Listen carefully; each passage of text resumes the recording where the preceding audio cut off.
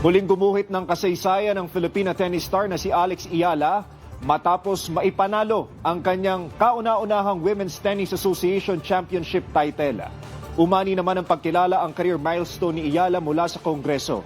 Nakatutok si Dash San Pablo.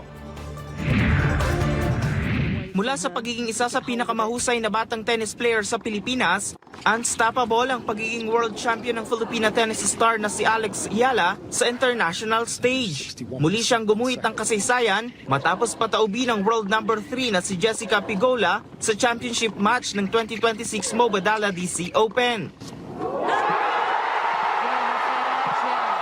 It's Eala's magical moment.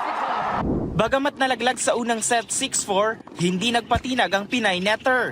Bumawi siya sa mga sumunod na dalawang set, 6-4 at 6-0, para makumpleto ang come from behind victory at maiuwi ang kauna-unahang WTA singles title sa kanyang career.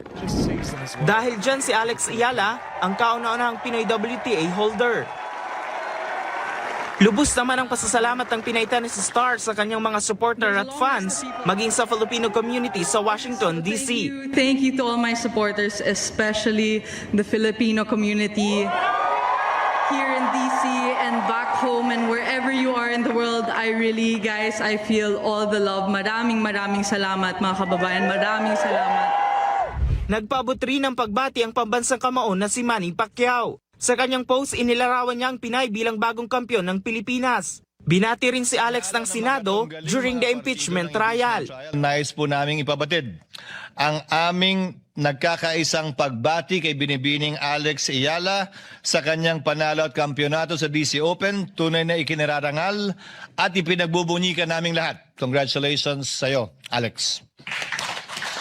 Naghain din ng resolution sina Senate Deputy Majority Leader Senator Joel Villanueva at Senator Erwin Tulfo bilang pagkilala kay Alex. Dashin Pablo, IBC News. Samantala, wala namang pahinga si Alex Eala dahil matapos ang kanyang pagkapanalo sa Mubadala DC Open, agad naman siyang sasabak sa WTA 1000 National Bank Open sa Toronto, Canada.